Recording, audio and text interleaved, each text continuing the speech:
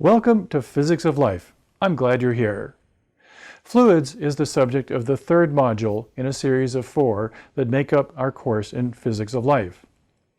The other modules are concerned with thermodynamics, biomechanics, and wave phenomena such as light and sound.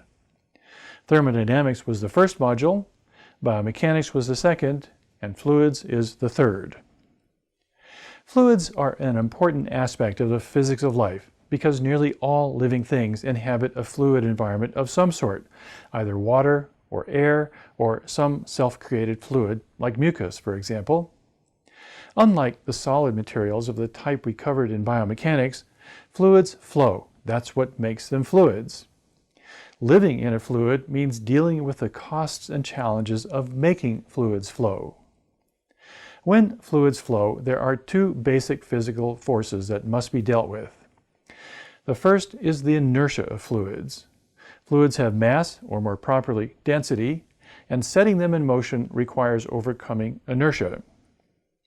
When they flow, fluids can also transfer momentum from fluids to objects and vice versa. And momentum transfer is possible through the unique fluid property of viscosity. We're going to learn how living things deal with these 2 physical properties, and in particular, how these are affected by body size.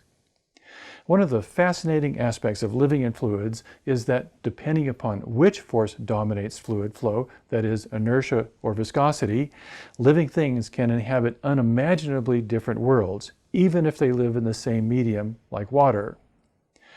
We're going to explore how animals and plants exploit these physical properties to navigate through their fluid environments, either through swimming or flying.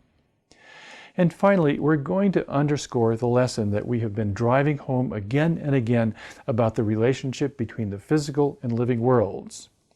Life might live in a physical world and is constrained by the ways that physical world works, but that is not the end of the story. Life is infinitely ingenious in pushing the physical envelope, so to speak. This is the basis of adaptation and therefore evolution. And understanding the physics of fluids helps us appreciate this lesson more deeply. So, without further ado, let's take off.